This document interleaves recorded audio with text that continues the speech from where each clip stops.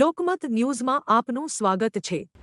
વડોદરા શહેરના નવલખી ગ્રાઉન્ડ વિસ્તારમાં આવેલી જૂની પોલીસ ચોકી નજીકથી એક ચોંકાવનારો વિડીયો સોશિયલ મીડિયામાં ઝડપથી વાયરલ થઈ રહ્યો છે। વાયરલ વિડીયોમાં કેટલાક યુવકો બ્લેક કલરની ફોર વ્હીલ કારોમાં બેસીને જાહેરમાં બિયર અને દારૂનું સેવન કરતા નજરે પડી રહ્યું હોવાનું જોવા મળી રહ્યું છે।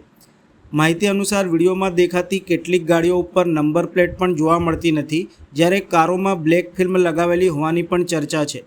જાહેર સ્થળો ઉપર આ પ્રકારની હરકતો થતાં સ્થાનિકોમાં રોષ ફેલાયો છે। વાયરલ વિડીયોને લઈને એવી પણ ચર્ચા ચાલી રહી છે કે નશાની હાલતમાં યુવકો અકોટા દાંડિયા બજાર બ્રિજ તરફથી અકોટા વિસ્તારમાં ફરી રહ્યા હતા। જાહેર માર્ગો ઉપર બેદરકારીપૂર્વક વાહન હંકારી કાયદા અને ટ્રાફિક નિયમોનું ઉલ્લંઘન થતું હોવાના આક્ષેપો સામે આવ્યા છે। ઘટનાનો વિડીયો સોશિયલ મીડિયામાં ભારે ચર્ચાનો વિષય બન્યો છે।